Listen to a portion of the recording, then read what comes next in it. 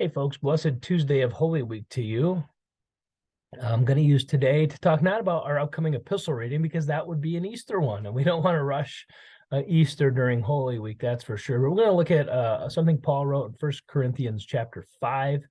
Paul's writing to the Corinthians, and he says, "Cleanse out the old leaven that you may be a new lump, as you really are unleavened." Let's stop right there. What's he talking about, for crying out loud? Well, the Israelites, when they came out of Egypt, came out with unleavened bread. Unleavened bread is what they ate during the Passover meal because they didn't have time to allow the dough to rise because the firstborn of the land of Egypt had been judged. The people were getting ready to leave that night to head towards the promised land. And also leaven, throughout the New Testament, Jesus and the apostles who write the New Testament associate leaven with sin as an example. Like sins, like yeast in a dough, and it mixes throughout the dough. And in other places, Jesus says a little bit of leaven leavens the whole lump. So that's what Paul's doing here. Not that there's anything sinful about having leavened bread, but in his analogy, leaven and bread, just as leaven can spread throughout a whole loaf of bread, a little bit of sin in a congregation can spread through the whole congregation if it's not dealt with. So we cleanse it out. And that's what the Israelites did before their Passover meal. They would cleanse all the leaven out of their homes per God's instructions from Exodus.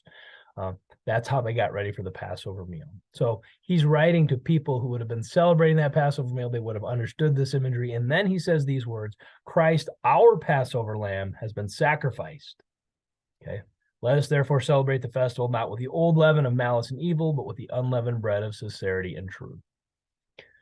Paul's reminding the people that these who used to celebrate this meal, that something greater has happened. Instead of there being a Passover lamb that covered the people from destruction, now Christ is that Passover lamb for us.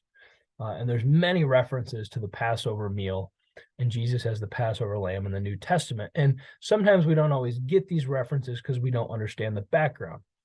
What to do about that? Well, I'll tell you what you can do. You can come this Thursday night at 3:30 or 7 to our Maundy Thursday service, because we're going to do a Passover meal remembrance. You're going to learn so much more about the meal Jesus and his disciples were celebrating in the upper room, and you're going to see how Jesus uses moments in that meal to reveal something greater to us, to institute the Lord's Supper, to give us a gift by which he would feed us from now until he comes again. And so this is one last plug for you. If you've been on the fence, if you're not, if you're a little upset that it's not the living Last Supper this year and it's going to be different, hey, we want to have that again, to be sure. This isn't replacing that forever and ever. But in lieu of that, we're going to take a hard look at what Scripture says about what Jesus and his disciples were doing in that upper room. They were celebrating the Passover meal because Christ, our Passover lamb, would soon be sacrificed on that first Good Friday for the sins of the entire world.